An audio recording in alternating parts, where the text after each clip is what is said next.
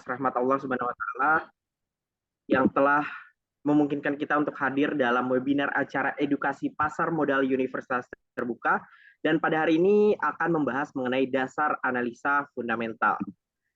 Salawat dan salam kami aturkan kepada Nabi Muhammad SAW.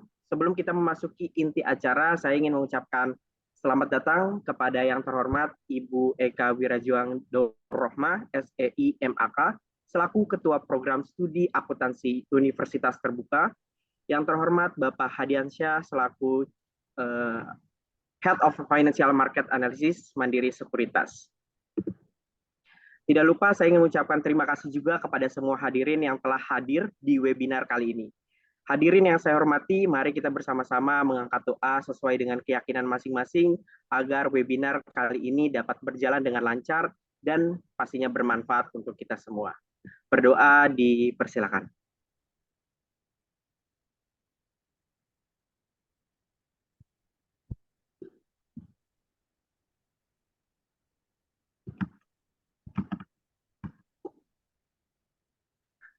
Berdoa selesai. Terima kasih. Hadirin yang saya hormati, saya Muhammad Farizal sebagai MC akan membacakan susunan acara dalam webinar hari ini.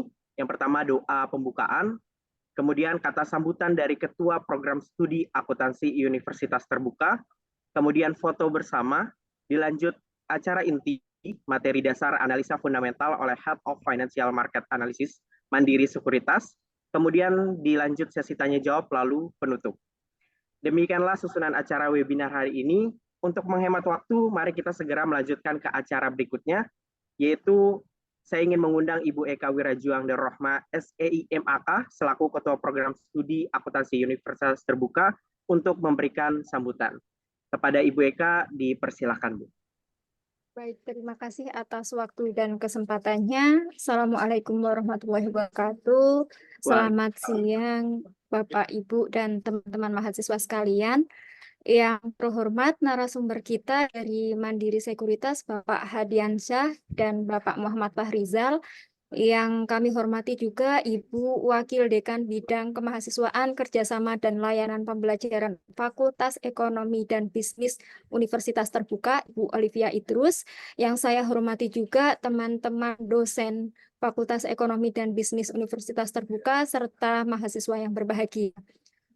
Selamat datang teman-teman semua di webinar literasi pasar modal yang diadakan oleh Program Studi Akuntansi bekerja sama dengan Mandiri Sekuritas dan Bursa Efek Indonesia. Saya merasa terhormat dapat memberikan sambutan atas rangkaian webinar ini yang terdiri dari 4 materi substansial ya.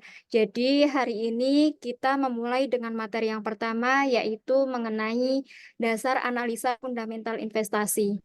Nah, setelah ini kita juga masih ada sesi 3 lagi yang tidak kalah pentingnya, di mana kita akan membahas mengenai sekolah pasar modal, kemudian ada analisa teknikal, dan aplikasi MOS transaksi saham. Nah, keempat materi ini itu dirancang untuk memberikan pemahaman yang mendalam tentang pasar modal dan untuk melengkapi setiap peserta dengan pengetahuan praktis yang diperlukan. Nah, pasar modal ini, teman-teman, yaitu merupakan dunia yang dinamis dan terus berkembang, penuh dengan peluang serta tantangan. Oleh karena itu, kami merancang 4 sesi webinar yang komprehensif untuk mempersiapkan mahasiswa, khususnya yang mengambil mata kuliah teori portofolio dan analisis investasi, agar lebih siap dalam memasuki dan berkontribusi dalam industri ini. Analisis fundamental sendiri merupakan kunci untuk memahami nilai intrinsik dari suatu saham. Nah, tanpa pemahaman yang kuat tentang hal ini, investasi itu tidak akan lebih dari sekedar spekulasi. Oleh karena itu, sangat penting bagi kita semua, terutama mahasiswa ya, untuk membekali diri dengan pengetahuan yang solid dan praktik terbaik di bidang ini. Saya ingin mengucapkan terima kasih kepada seluruh pembicara yang berkenan hadir untuk memberikan pengetahuan dan pengalamannya. Pengalaman praktis yang diberikan bagi kami merupakan aset yang tidak dapat diukur dengan apapun bagi para mahasiswa yang akan menjadi investor dan analis di masa depan.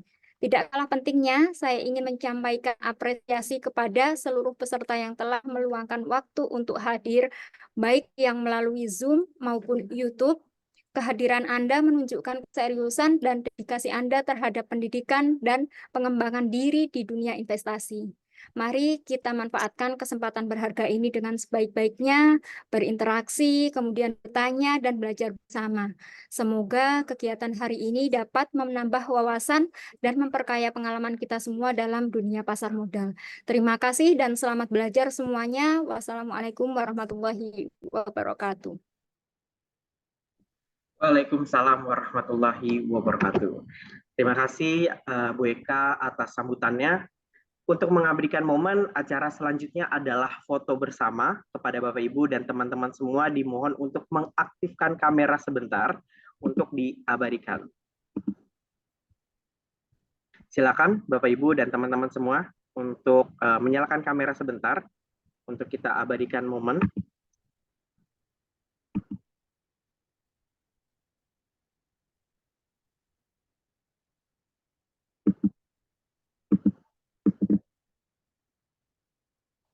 Oke. Baik, saya bantu untuk hitung. 1, 2, 3. Slide selanjutnya.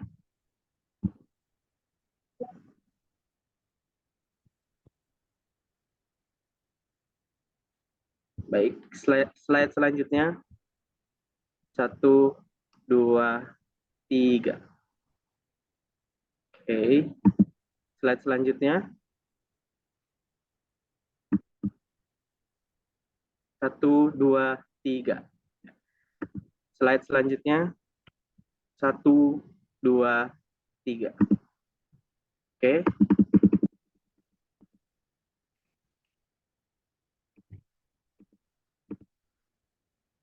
Baik.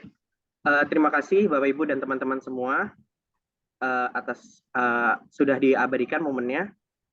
Oke, kita akan masuk ke acara inti ya tanpa berlama-lama, yaitu pemaparan materi dasar analisa fundamental oleh Bapak Hadiansyah selaku Head of Financial Market Analysis Mandiri Sekuritas.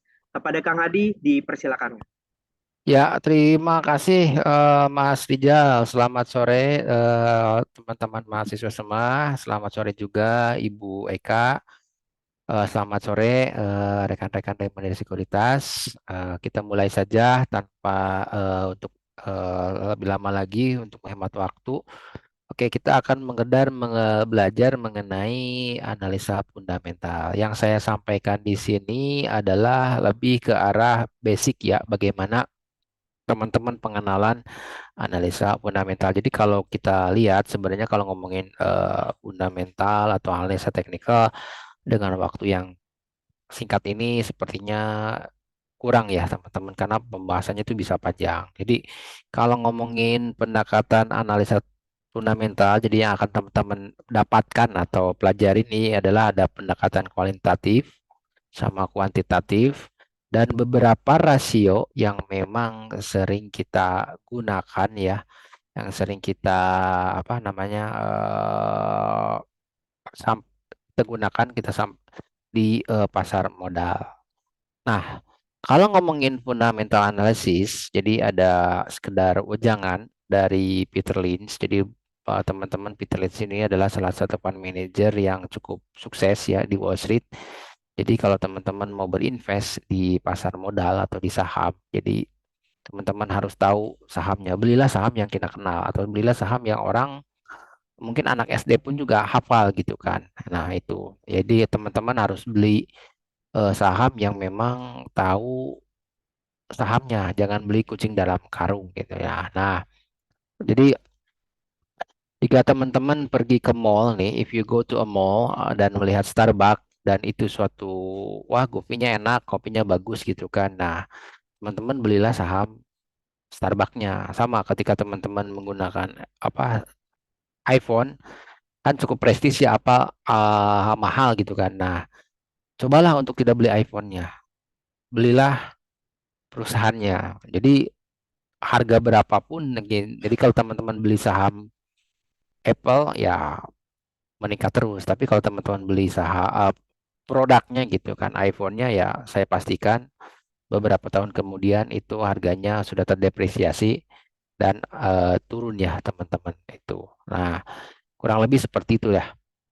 Nah, kalau teman-teman lihat ngomongin fundamental ya.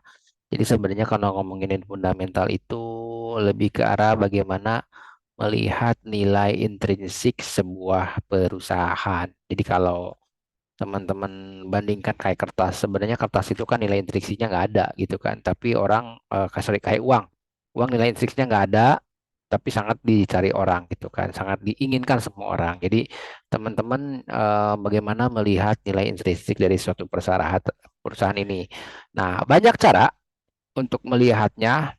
Ya, salah satunya dari diagram seperti ini teman-teman. Yang pertama teman-teman harus lihat kondisi global makro karena suatu ekonomi, suatu usaha ini tidak terlepas dari kondisi perekonomian global. Ya, kalau perekonomiannya lagi suram atau lagi medesu, tentunya permintaan akan barang-barang tersebut dari perusahaan tersebut akan turun. Ya, sementara cost harus naik. Jadi makanya bisa saja itu perusahaan merugi. Terus yang kedua, lihat industrinya. Nah, lihat industrinya bagaimana menarik, atraktif, atau lagi tumbuh, atau lagi suram. Nah, seperti sekarang kan kalau teman-teman lihat properti kan lagi suram ya. Karena apa? Karena suku bunganya yang tinggi. Jadi orang untuk membeli rumah itu lebih mahal. Bunganya juga lebih mahal, teman-teman. Terus ada analisa SWOT. Nah, ini mungkin teman-teman mahasiswa udah sering hafal lah ya. Terus ada target. Nah, ini teman-teman ada laporan keuangan. Nah, ini lebih ke arah kuantitatif dan ini ada namanya kualitatif ya, seperti manajemen, kualitas produknya, terus good governance. Nah, itu ya teman-teman. Jadi fundamental ini meliputi semua ini ya teman-teman. Nah, saya lanjutkan. Oke, pada dasarnya kalau kita ngomongin kuantitatif dan kuantitatif. Kuantitatif ini adalah di mana bahwa harga pasar atau market value itu tidak selalu mempresentasikan harga aslinya ya. Jadi kadang-kadang saham ini lebih mahal, kadang-kadang lebih murah gitu kan tergantung dari kondisi ya. Karena sekarang gitu sentimen negatif dari global kondisi ya. Saham-saham pada turun tapi nilai intrinsiknya ya tetap kurang lebih. Nah, terus harga asli true value adalah dapat dihitung dengan melihat performa perusahaan melalui laporan keuangan. Jadi teman-teman harus lihat laporan keuangan yuk. Ada banyak model yang digunakan ya. Nah, teman-teman itu bisa pelajarin lebih lanjut. Jadi tergantung dari model yang digunakan untuk menghitung harga wajar tersebut. Terus yang kedua, pendekatan kualitatif. Pendekatan fundamental juga memperhatikan isu-isu seperti global, ya, terus kebijakan, peraturan pemerintah, apakah mempunyai dampak atau tidak dari kondisi-kondisi tersebut. Terus yang selanjutnya beberapa hal eksternal termasuk kualitatif dalam pendekatan analisis fundamental seperti tren sektoral, ya sektornya lagi apa, lagi bagus apa gitu kan. Seperti waktu pandemi yang lagi bagus kan ya, sektor kesehatan, healthcare. Terus setelah recovery ada sektor perbankan, mau lebaran mungkin sektor retail. Nah, kurang lebih seperti itu, teman-teman. Jadi ada musimnya lah ya, sama seperti musim buah, ada musim buah jeruk, rambutan, durian dan lainnya. Nah, teman-teman, begini ya. Jadi kalau teman-teman lihat ini risk free. Risk free itu adalah surat utang negara, jadi resiko nol. Nah, jadi teman-teman saham itu bisa dilihat dari sini ya. Nah, kalau harga saham di atas apa ini di under value. Nah, ya, jadi teman-teman cari yang ada di sini. Kemarin kalau di sini over value karena resikonya ke atas sini makin tinggi ya. Nah, teman-teman, jadi gitu ya. Nah, yang mendorong apa sih yang mendorong saham itu naik? Ya, ada beberapa driver teman-teman kunci yang teman-teman bisa perhatikan. Kenapa saham itu bisa naik? Atau yang pertama adalah gains. Tidak menutup kemungkinan siapapun juga orang berinvestasi, trading atau melakukan usaha apapun itu yang dicari adalah gains. Nah, si perusahaan ini harus untung dulu ya. Nah, untuk melihat itu teman-teman ada dua, bisa mendapatkan dari capital gain atau dari dividen.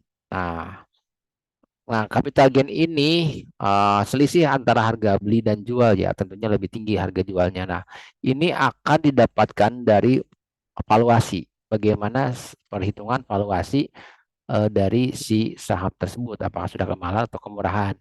Nah, salah satu caranya melihat dengan pertumbuhannya ROIC-nya dan faktor-faktor makro lainnya. Terus earnings, pendapatan. Jadi perusahaan ini lihat dulu pendapatannya bagus atau tidak, minus atau tidak. Nah, ada beberapa contoh, misalnya teman-teman lihat aja seperti saham Goto gitu ya. Maka turun terus ya wajar saja karena minus terus ininya apa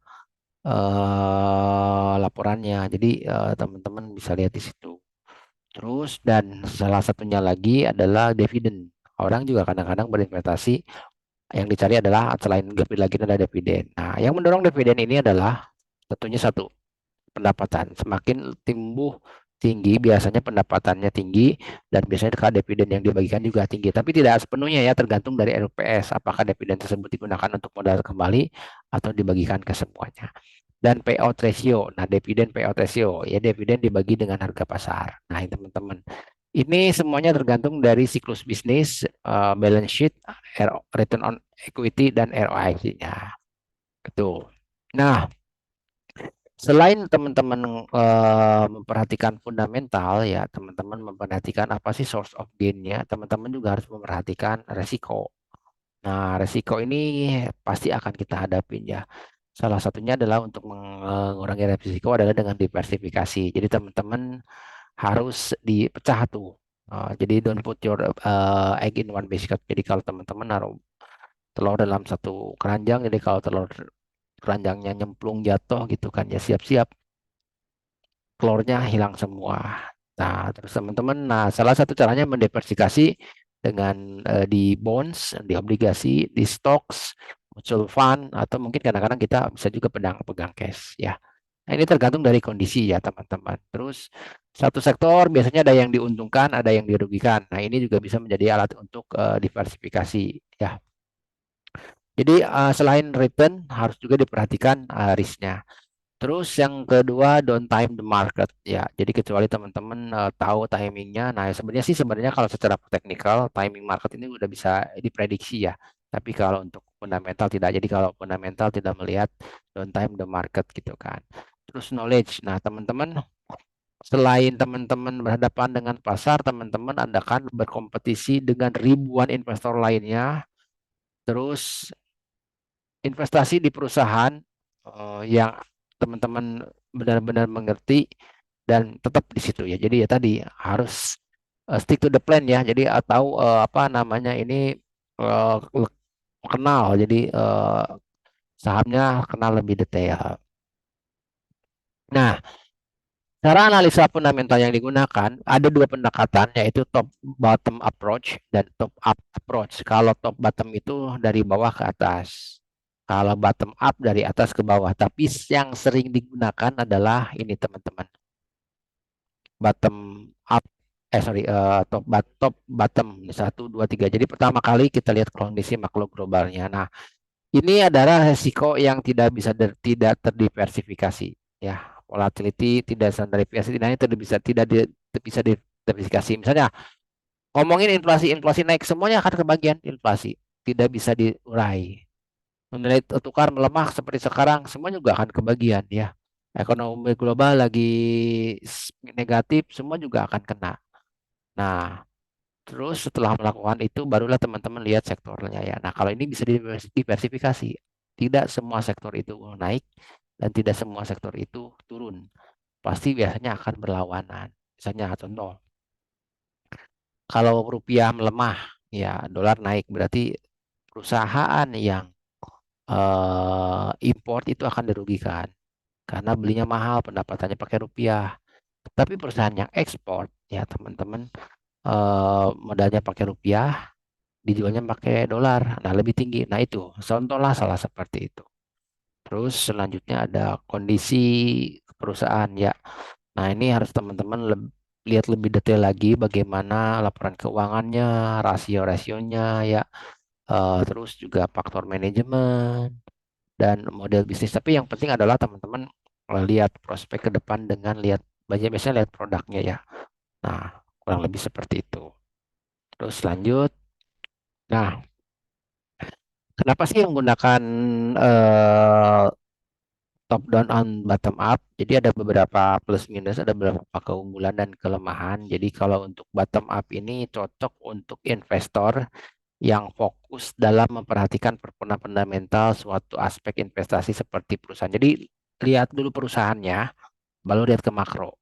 Itulah yang digunakan bottom up dari kecil menjadi besar. Nah, dia lebih mempercayai bahwa terlepas dari keadaan ekonomi, kinerja fundamental perusahaan akan tercermin dalam harga pasarnya. Nah, ini biasanya mereka lebih percaya seperti itu ya, teman-teman, kalau menggunakan bottom up. Tapi ada lagi apa keunggulan top down. Nah, bagaimana dengan top down sendiri? Ini cocok untuk investor yang fokus dan nyaman dalam memperhatikan makro. Nah, jadi lihat dulu makronya. Kalau makronya bagus, dia akan invest. Tapi kalau makronya enggak, ya udah selesai. Jadi lihat dulu makro garis besarnya, di mana lebih mempercayai bahwa performa emiten akan sangat bergantung terhadap perekonomian bulan. Kalau yang ini tidak berpengaruh, yang ini pengaruh ya. Nah, sebenarnya sih selain bottom up dan top down juga itu tergantung dari jenis emitennya sendiri ya, teman-teman. Itu ya.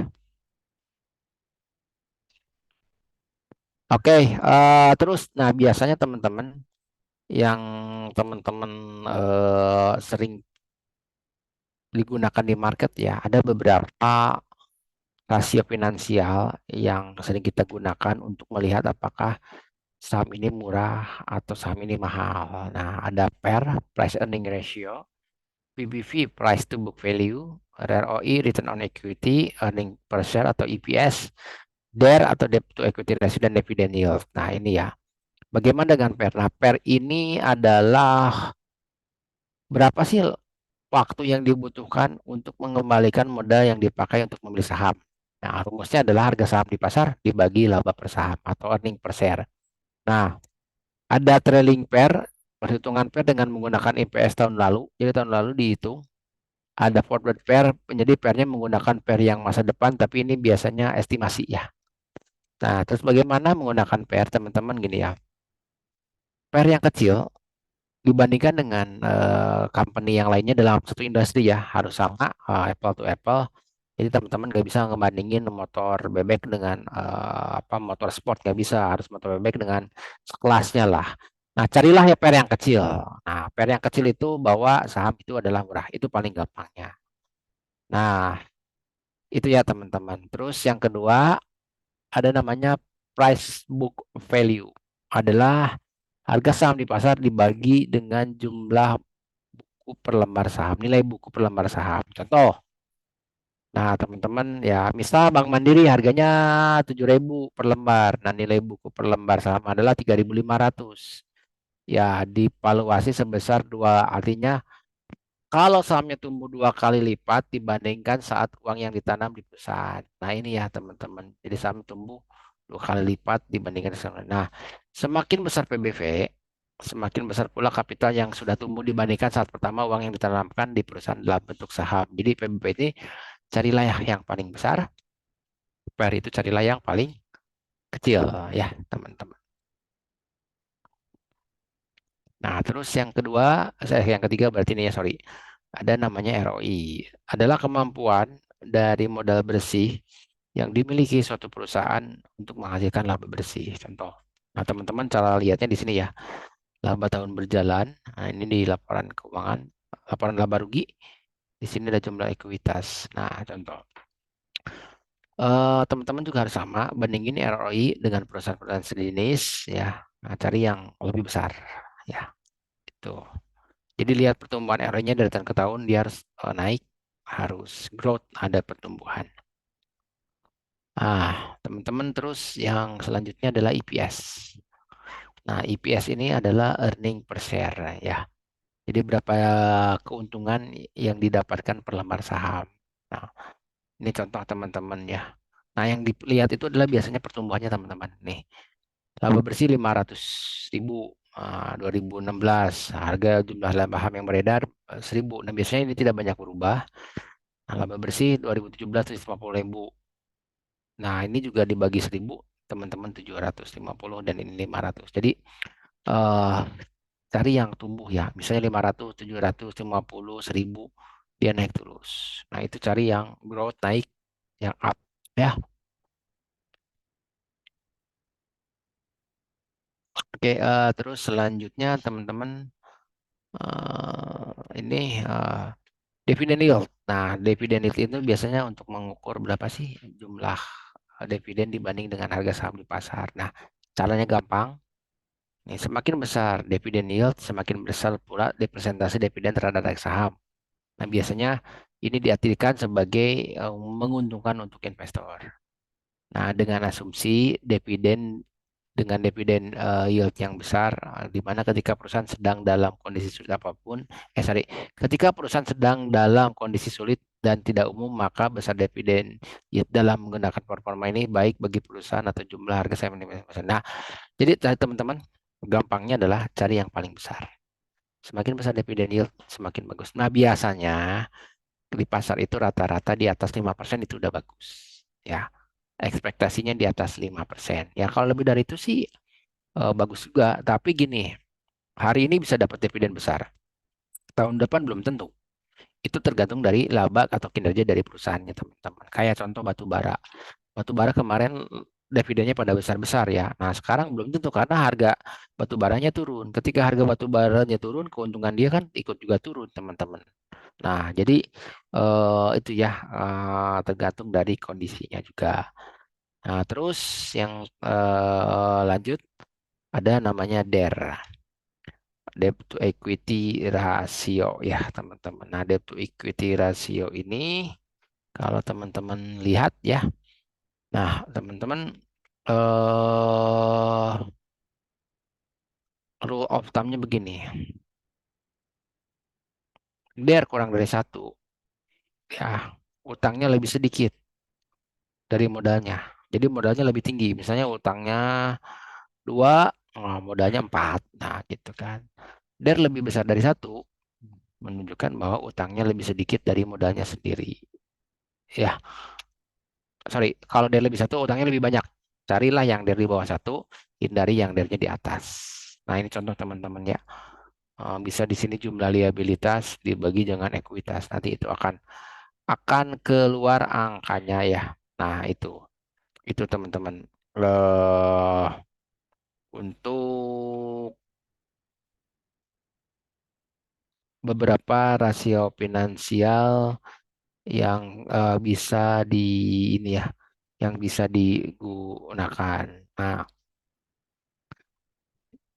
sebentar. Oke, tadi ada yang kelewat.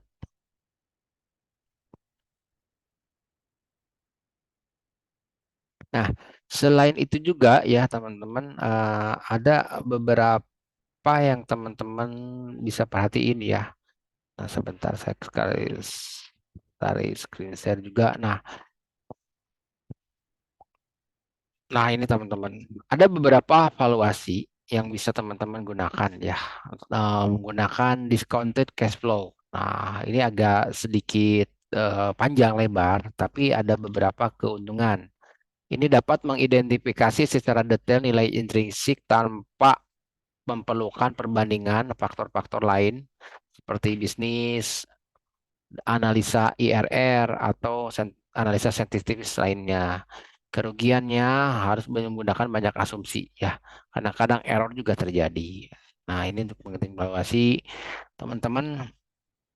Jadi ada juga valuasi relatif. Nah, ini yang digunakan tadi ya teman-teman ya, bagaimana menggunakan PI, PBV, EBITDA. Jadi teman-teman cari yang low PI biasanya, sorry.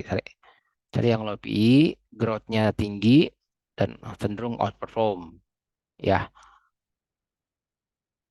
Terus yang kedua, lihat PBV yang gede. Nah, biasanya PBV yang gede. Nah, terus tadi di sini ada low PBV, stock tend to outperform high PBV in the long term. Jadi catch up-nya lebih tinggi dibanding dengan yang PBV.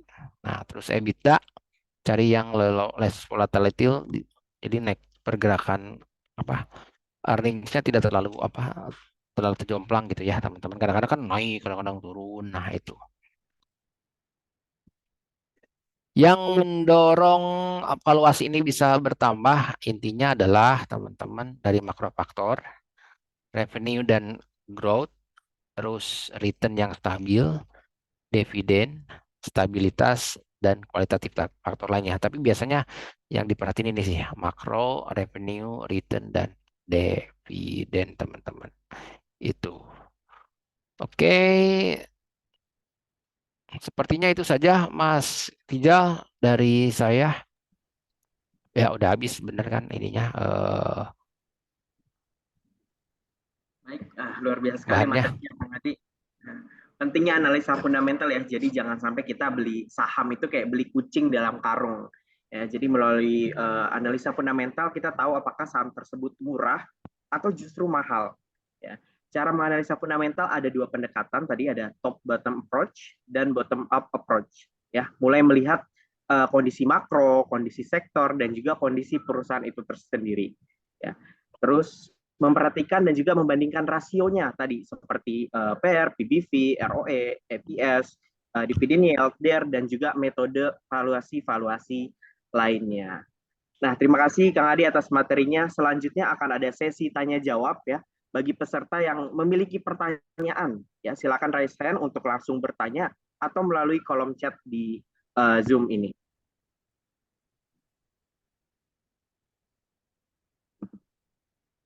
Oke, sudah ada yang raise hand atas nama Kak Nur Solihin. Boleh langsung di on mic aja dan disampaikan pertanyaannya Kak Nur. Baik, selamat siang.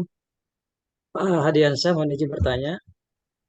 Untuk memulai masuk ke dunia saham barangkali ya, atau memiliki saham gitu perusahaan, idealnya butuh berapa banyak sih minimal gitu untuk bisa terjun ke dunia saham. Terima kasih. Ya, oke. Saya jawab langsung aja ya, Mas Rizal, biar nggak numpuk pertanyaannya. Jadi sebenarnya tidak ada batasan minimal ya.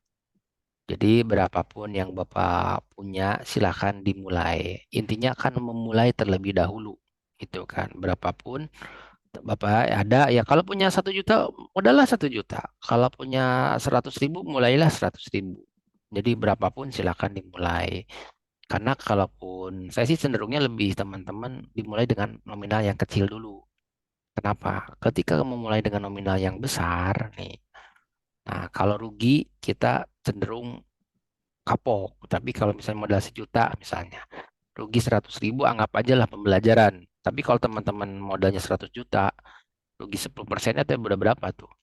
Udah 10 juta ya, modal 1 miliar udah ruginya 10%, 100 juta. Makanya dibilangnya pasar modal. Jadi tergantung dari modalnya ya kan.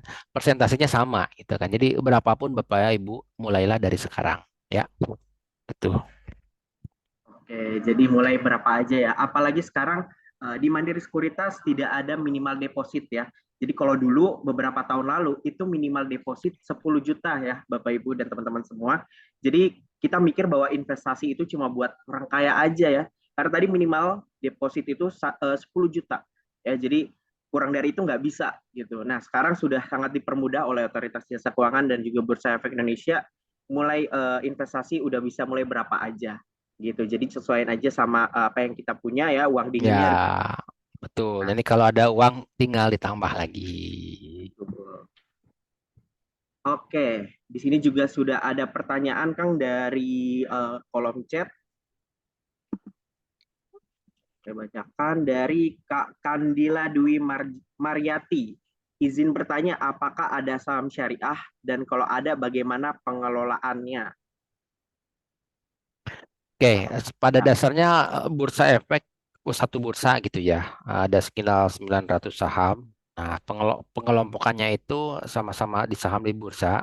Ada namanya saham-saham syariah. Nah, ini sudah lewat halal haramnya fatwanya dari ada namanya Dewan Ekonomi Syariah. Nah, biasanya teman-teman sahamnya punya kriteria tertentu ya, bukan bunga yang riba, alkohol, nah kayak perbankan gitu kan, itu nggak masuk ke saham syariah. Tapi ada beberapa bank syariah seperti BSI, Bank Syariah Indonesia, kodenya BRIS. Nah, ada beberapa mungkin seperti saham Astra, kadang-kadang ada ngutang ada gitu ya, tapi rasionya ada batasan tertentu yang diperbolehkan oleh Dewan Ekonomi Syariah. Jadi sudah ada fatwanya, kita tidak usah bingung, sudah ada listnya, tinggal ikutin saja teman-teman saham-saham tersebut. Transaksinya sama, jual belinya sama, tapi yang pasti tidak boleh menggunakan hutang. Itu. Mungkin Kak Kandila nih mau investasi secara syariah, di Mandiri Sekuritas juga udah ada yang namanya SOTS atau Syariah Online Trading System. Jadi sistem itu udah sesuai syariah. Ya, jadi kayak tadi yang disebutkan Kang Adi, nggak bisa beli saham-saham perbankan, minuman keras, rokok gitu, itu nggak bisa dibeli. Nah, di kami juga support gitu. Jadi Kakak Kandila ini mau investasi konvensional atau secara syariah itu bisa pilih gitu. Jadi nanti ya Mas Rija, kalau pakai sistem yang syariah, ketika kita beli saham yang bukan syariah, itu otomatis di reject. Betul. Nah, Oke. Nah, ini udah ada yang raise hand juga nih, Kak Putu Mustika. Boleh disampaikan pertanyaannya, Kak Putu? Baik, terima kasih Pak Adiansyah sama Pak Rizal ya. Jadi saya tadi nyimak tentang diversifikasi ya. ya Pak, siap. Bisa ya, bisa di ini Pak ya. Ada kebetulan di materi kami juga pas membahas diversifikasi risiko portofolio ya. Bisa dipaparkan Pak ya, kalau yang diversifikasi itu apakah semua investasi yang berisiko bisa diversifikasi atau ada beberapa yang tidak bisa. Nah, terus terkait dengan yang kami sering dengar itu risiko tinggi, high risk ya, return risk. High risk, high return. Nah, itu bisa dijelaskan untuk pemaparannya ya? Atau memang ada investasi yang risikonya kecil, tapi kembali atau returnnya itu tinggi. Ini demikian sih dari kami. Terima kasih Pak Diansah dan Pak Parisa. Oke, siap Pak. Jadi begini ya Pak, kurang lebih. Kalau ngomongin diversifikasi, nah gini, diversifikasi itu dilakukan untuk menghindari resiko. Nah, resiko itu terbagi dua Pak. Resiko sistematis dan resiko tidak sistematis. Resiko sistematis ini tidak bisa didiversifikasi. Resiko sistematis ini adalah nilai suku bunga, nilai tukar, kondisi makroekonomi global. Jadi ini nggak bisa didiversifikasi, semuanya akan kebagian. Istilahnya kalau Bapak Ibu banjir, semuanya akan kena banjir. Nah, tapi ada resiko yang bisa diversifikasi yaitu tanah resiko mikro di perusahaan. Nah, ini kita misalnya dari suatu rumah ini dalam satu RT gitu kan. Kalau semuanya kena di banjir ya udah itu resiko tidak terdiversifikasi. Tapi kalau dalam kondisi normal, nah rumah-rumah ini jualan misalnya ada yang untung, ada yang rugi, ada yang ramai, ada yang sepi. Nah itu. Nah, salah satu melihatnya teman Bapak Ibu kalau menggunakan statistik itu melihat dengan namanya standar deviasi untuk mengukur volatilitas. Volatilitas adalah resiko standar deviasi. Bagaimana menggunakannya? Dari berbagai aset ini ada korelasi yang positif dan ada yang negatif. Jadi Bapak misalnya ada dua aset, aset A sama B. Untuk diversifikasi ya cari ketika si aset ini naik, ini aset ini turun. Nah, seperti itu. Jadi di-combine. Nah, itu biasanya Bapak Ibu menggunakan namanya efficient market line atau biasanya disebut dengan teori portofolio Markowitz ya. Itu kurang lebih sedikitnya ya Bapak Ibu diversifikasi. Nah, Bapak Ibu nanti akan belajar di teori portofolio. Terus yang kedua, high risk high return. Sebenarnya tidak ada investasi yang low risk high return. Ya, kalau itu ada, semuanya sudah akan laku duluan. High risk high return itu sudah, jadi gambarnya gitu Pak grafiknya. Bawahnya risk, sumbu X-nya, sumbu Y-nya return. Jadi kan semakin tinggi, nah samalah kita naik gunungnya, Mas Rizal. Semakin tinggi, semakin kencang anginnya. Nah, gitu. Kurang lebih analoginya seperti itu. Kalaupun ada, wah itu semua pasti akan laku duluan ya. Oke, kita Ya, lanjutkan pertanyaan dari Kak Chandra nih. Berdasarkan pengalaman Bapak nih, apakah harga saham pada bursa pernah tidak sesuai dengan analisa fundamentalnya? Nah, kalau itu sih sudah biasa ya. Ada beberapa karakteristik memang saham-saham tersebut tidak selalu dengan fundamental dan selalu dengan teknikal. Jadi pasar kita ini pasar yang masih bayi lah ya, pasar negara berkembang. Jadi kalau dalam efficient market hypothesis itu ada tiga, pasar weak, pasar strong, dan pasar strong dan weak gitu kan. Nah, kalau yang strong ini semua efisien, teknikal dan fundamental sudah mencerminkan semua kondisi itu terjadi di Amerika. Tapi kalau pasar yang weak ini teman-teman yang lemah lah ya. Nah, itu kadang-kadang fundamental jalan, kadang-kadang enggak. Kadang-kadang teknikal yang jalan, kadang-kadang enggak. Atau kadang-kadang dua-duanya juga enggak jalan. Contoh saham-saham gorengan, itu enggak jelas tuh. Tapi kadang-kadang naik gitu kan. Itu kurang lebih seperti itu. Ya, namanya juga alat analisa, ada plus minus lah ya. Oke, kalau tadi akan lanjut pertanyaan tadi, kalau nggak sesuai dengan analisa fundamentalnya, gimana seorang yang baru memulai investasi untuk memilih saham pertamanya? Nah, belilah saham-saham yang Bapak Ibu tahu gitu kan. Wah, ada Bank Mandiri. Lihat dulu, oh Bank Mandiri begini, lihat dulu grafiknya. Atau kalau nggak mau pusing, masuk ke riset Mandiri. Di sana ada pemilihan saham-saham yang berfundamental bagus. Nah, Bapak Ibu juga bisa menggunakan alat analisa tersebut. Itu tipsnya ya. Selanjutnya Sip. ini ada pertanyaan dari Kak Coach Ifah. Wah, ini dia udah investasi nih. Mau bertanya, dividenku habis cair. Apakah saham yang usianya baru beli juga bisa cair? Semisal dividen cair ketika memiliki saham itu selama 1 tahun. Sedangkan aku baru 5 bulan.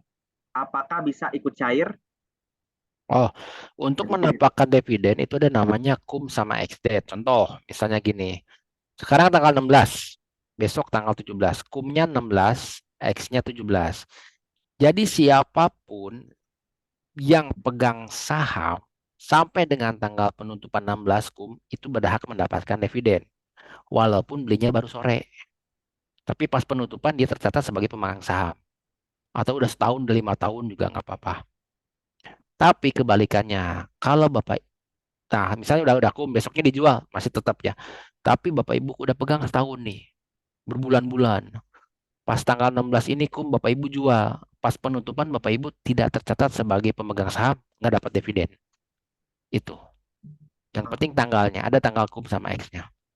Oke, berarti patokannya ke tanggal camdate atau camdate-nya ya. Jadi kalau nggak ngaruh nih mau tahan 1 tahun, 5 tahun gitu ya, tapi Yang tetap penting ada tanggalnya. dilihat dari camdate-nya gitu. Mau cuma baru punya beberapa hari atau beli di camdate-nya aja, itu udah bisa dapat gitu. Jadi dilihat dari patokannya camdate-nya aja, gitu ya. Betul Mas Rizal, ya, betul Pak. betul. Oke, buat yang lain kalau ada pertanyaan boleh langsung raise hand ya biar bisa langsung on mic gitu. Atau ini ada pertanyaan lagi dari Kak Octavia Karyola. Bagaimana cara mengetahui investasinya itu bukan investasi bodong, Pak? Nah, paling gampang ya, paling gampang. Kalau ada investasi bodong, biasanya menawarkan return yang fix tetap, dan bunga yang tinggi. Itu hati-hati. Itu paling gampang. Kalau sudah menawarkan fix, bunganya tinggi di atas deposito, nah itu berbahaya. Terus bisa cek juga di di website ojk.co.id ya. Ada listnya teman-teman. Itu. Jadi kalau ada ya tawaran Yang janji menggiurkan lah ya, betul. ya, nah itu harus dicurigain gitu. Terus Iya. cross check lagi di otoritas jasa keuangan. Apakah dia udah terdaftar dan diawasi? Kalau belum lebih baik hindari gitu. Jadi pastikan udah terdaftar dan diawasi oleh otoritas jasa keuangan. Oke, ini ada lagi dari Kak. Oh, ini ada yang resen nih. Kak Made Tony. Silakan pertanyaannya.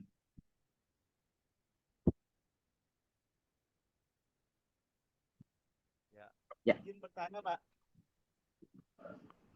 Izin bertanya ya. Ya, silakan. Kapan saat yang tepat untuk membeli saham setelah analisis laporan keuangan, misal laporan keuangan triwulan kok itu? Bentar dulu, Pak. Salah, Pak. Izin bertanya, Pak. Proses pengumpulan data informasi fundamental dilakukan dalam analisis fundamental di pasar kan Bagaimana kondisi perkembangan kan ada tadi situ Pak. bilang lah. Bagaimana perkembangan Izin Pak, bagaimana perkembangan balik. Bagaimana perkembangan ada sini? Lupa ya Pak, tadi sudah saya ini Pak. Nanti Saya di sudah chat SMS aja tadi, Pak. Pak. Iya di chat aja, ketik aja Pak Sudah nanti mungkin. dicek Pak.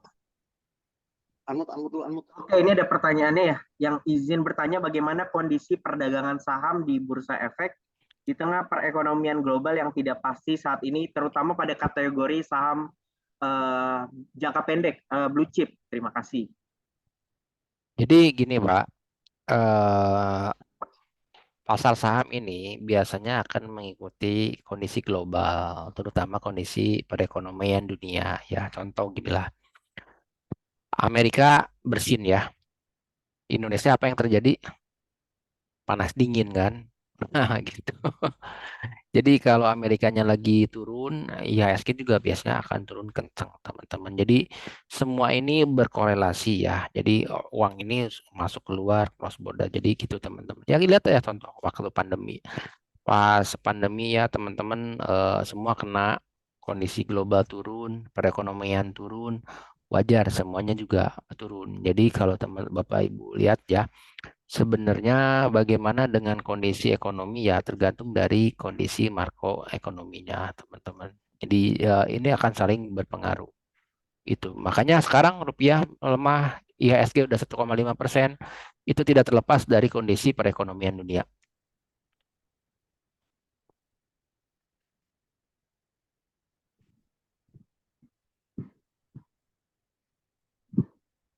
Ya, Mas Ijal. Halo. Oke, ini masih ada pertanyaan lagi nih Kang, banyak banget nih. Dari Kak Naomi Arta, izin bertanya, kapan saat yang tepat untuk membeli saham setelah analisis laporan keuangan? Misal laporan keuangan TW1 terbit di Bursa Efek Indonesia. Oke, tergantung ya, kalau teman-teman Bapak Ibu beli tergantung jangka panjang, jangka pendek. Kalau ngomongin jangka panjang, lihat fundamentalnya. Ketika perusahaan itu membukukan laba yang bagus dan konsisten, laporan keuangannya akan keluar, biasanya dia akan naik, itu beli. Tetapi kalau Bapak Ibu untuk jangka pendek, nah biasanya beli saham itu ketika dia nge-swing atau ngayun ke bawah, atau istilahnya fundamentalnya bagus, tapi karena kena sentimen global sehingga marketnya koreksi dan harganya turun. Nah, disitulah beli. Banyak pendekatan yang bisa dilakukan ya, teman-teman, untuk timing. Nah, biasanya nanti teknikal yang akan menjawab itu semua. Oke, ini Kang ada pertanyaan lagi dari Kak Ahmad Fauzi mengenai saham gorengan nih Kang. Terkait saham gorengan, ciri-ciri karakteristik dari saham gorengan seperti apa dan bagaimana cara kita melihat bahwa saham tersebut termasuk saham gorengan? Nah, ciri-cirinya adalah gampang. Dengan volume yang kecil, saham tersebut bisa naik sangat fantastis. Satu, volumenya kecil, ya, bid offer-nya pendek. Nah, itu. Jadi dia akan naik dengan waktu yang sedikit, tapi dengan volume yang dengan kenaikan yang tinggi. Itu. Kalau dari fundamentalnya gimana Kang? Nah, biasanya fundamentalnya negatif ya, biasanya minus ya. Tapi harga sahamnya naiknya luar biasa, seakan-akan saham tersebut menguntungkan. Itu kurang Cara namanya ya, saham gorengan. namanya, ya menggoreng, digoreng-goreng, betul. Ya, jangan sampai nih kita yang mungkin baru pemula gitu belum tahu cara analisa, belum tahu cara trading, tapi malah justru masuk ke saham gorengan karena ngelihat naik fantastis tuh ya sampai belasan persen ya, sampai 10% gitu. Karena ngelihat ada keuntungan di situ langsung beli aja gitu ikut-ikutan. Itu jangan sampai nanti jantungan ya, kolesterol. Ya, kolesterol, makanya kebanyakan gorengan nanti kolesterol, ada kolesterol di ICU gitu kan, nggak bisa tidur. Selanjutnya nih pertanyaan dari Syed Ahmad ya. Bagaimana cara menilai kinerja manajemen suatu perusahaan melalui laporan keuangannya? Oh, gampang itu. Kalau manajemennya bagus, tentunya perusahaannya akan membukukan laba konsisten ya, dan kalau bisa growth. Hari ini labanya 10, tahun berikutnya 20, tahun berikutnya 30. Nah, itu pertumbuhan laba bersih. Itu paling gampang. Simple ya, kita cukup lihat itunya aja gitu. Ya, betul. Selanjutnya ada pertanyaan dari Kak Ade Rifa nih. Eh, kan yang namanya saham ini setiap jenisnya beda-beda, ada di sektor energi, tambang, keuangan, Ya. sebagainya. Nah, apabila ada saham yang baru IPO dan kenaikannya terus-menerus, padahal masih dikatakan saham gorengan.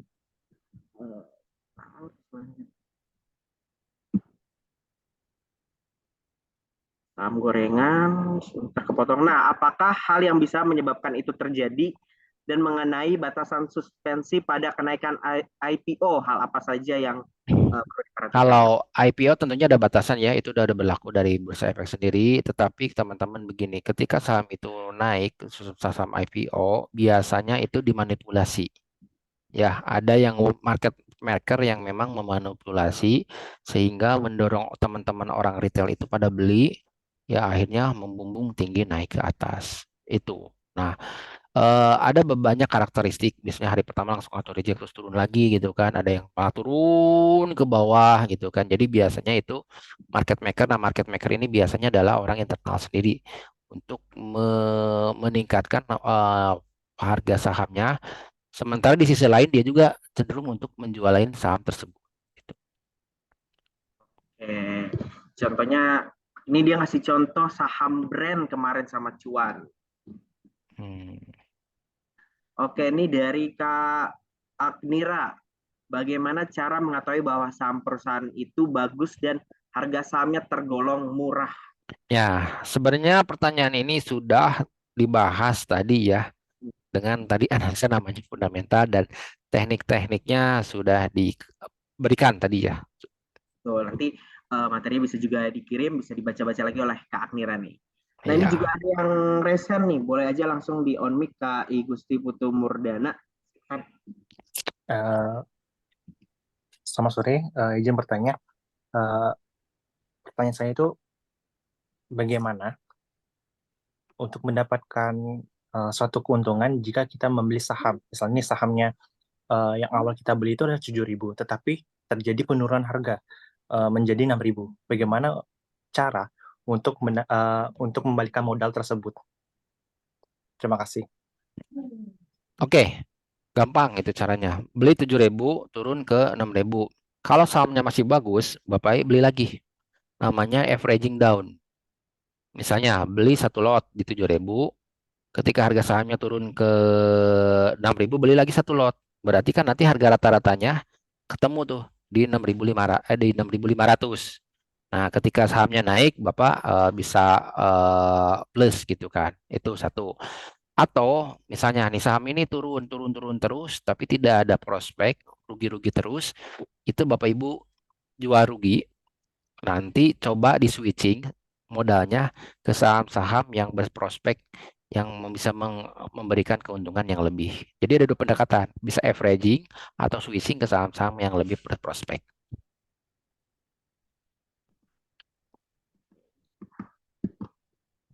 Oke, semoga menjawab ya Kak I Gusti.